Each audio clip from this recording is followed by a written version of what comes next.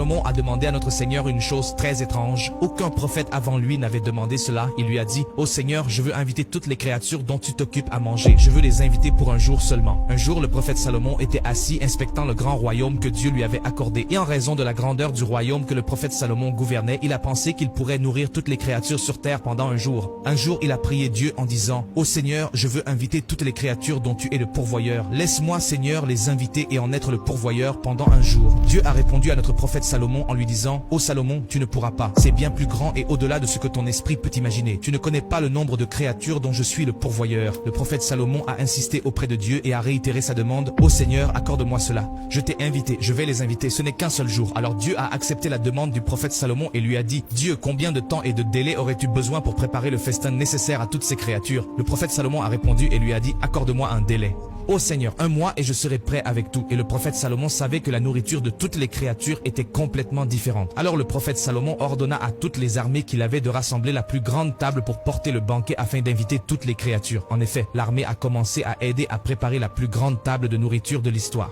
Toute l'histoire pour marcher et voir le début et la fin de la table. Il fallait marcher pendant des mois entiers. Quand il fut prêt et que le prophète Sulayman eut rassemblé suffisamment de nourriture, il invoqua Dieu et dit, « Ô Seigneur, je suis prêt maintenant. » Ensuite, Dieu donna le choix au prophète Sulayman et lui dit, « Ô Sulayman, veux-tu les invités de la terre ou des... » Dans la mer, il a dit, « Ô Seigneur, les invités de la mer car ils nous sont étrangers. » Et il est mentionné dans les livres de science que la mer contient 600.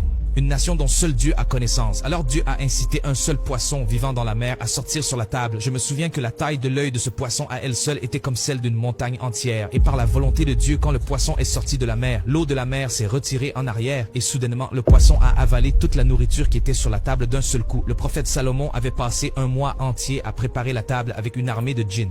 Et les humains, les oiseaux et les animaux. Soudainement, toute la nourriture sur la table disparaît en une seule fois. Le poisson a été surpris quand il n'a pas trouvé assez de nourriture sur la table pour lui. Il pensait qu'en sortant, il trouverait sa provision que Dieu lui accorde chaque jour sur la table. À ce moment-là, Dieu ordonna à un autre poisson de sortir de la mer, plus grande que le poisson précédent. Et par la volonté de Dieu, lorsqu'elle n'a trouvé aucune nourriture sur la table, elle a avalé le poisson précédent. Le prophète Sulayman, en voyant cela, a été terrifié. Très ému, tomba en prosternation devant Dieu et dit, « Ô Seigneur, pardonne-moi quand un seul poisson dans la mer n'est pas satisfait. Toute la nourriture et les repas que nous avons rassemblés durant 1 mois entier. Quant aux autres créatures de la mer, dans quelle situation sont-elles ?» Et le prophète Salomon se prosterna devant Dieu pour sa grandeur et ses pouvoirs. C'est ce que les humains ignorent. Comme d'habitude, la leçon de l'histoire que nous avons racontée est que l'homme ne devrait pas s'inquiéter de la providence et la laisser à Dieu, car Dieu est le pourvoyeur, détenteur de la force et de mots. Vraiment, nous ignorons la grandeur et la puissance de Dieu. Ô Dieu, écris dans les commentaires, gloire à Dieu le Tout-Puissant. Cela témoignera pour toi le jour du jugement. Tu vois?